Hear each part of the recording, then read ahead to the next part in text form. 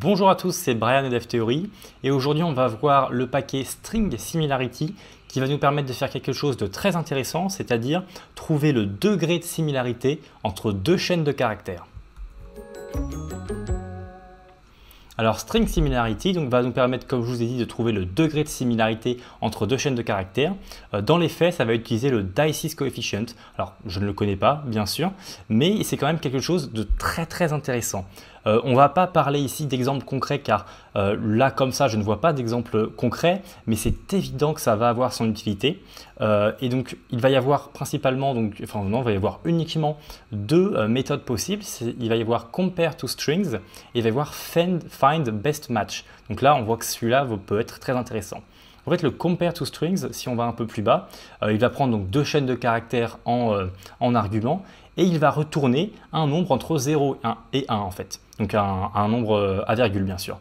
Et plus c'est proche de 1, plus ça va être la même chose. C'est-à-dire que si string 1 et string 2 c'est la même, ça va envoyer 1. Et c'est là où c'est très intéressant car il va y avoir vraiment de très nombreux degrés d'écart et c'est vraiment pertinent. Car soit on va mettre un simple mot, vous voyez là s'il n'y a qu'une lettre d'écart, il va renvoyer du 0,8. Et là on a une phrase entière et une autre phrase entière avec les mêmes mots mais pas dans le même ordre forcément. Et on va y avoir du 0,6. Ça ne va pas être du 0 si c'est vraiment pas les mêmes mots, enfin dans le même ordre, etc. Et donc c'est plutôt intéressant. Vous voyez, là on arrive sur du 0,25 parce que c'est encore plus différent. Et là encore une fois, il n'y a quasiment aucun mot qui se ressemble. On arrive sur du 0,14 et bien sûr plein d'autres choses derrière. Et là où ça va être très fort bien sûr, c'est donc la deuxième méthode qui va être Find Best Match. Donc on va avoir la chaîne principale et ensuite on va avoir un array de chaînes de caractères. C'est-à-dire que ici, si on reprend notre exemple d'en haut, on va avoir la phrase ici Olive Green Table for Sale, etc.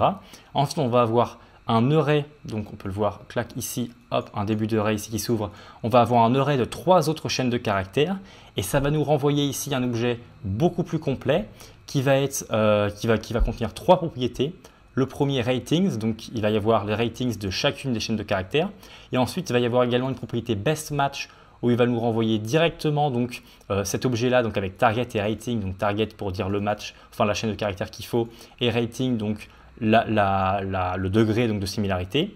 Et il va également y avoir, je pense, le plus intéressant et celui qui serait le plus utilisé concrètement, ce serait le best match index qui vaut 1. C'est-à-dire que ici dans notre array, eh bien, c'est l'index numéro 1, c'est-à-dire celui-ci qui va être le plus pertinent, qui va le plus ressembler à notre première chaîne de caractères.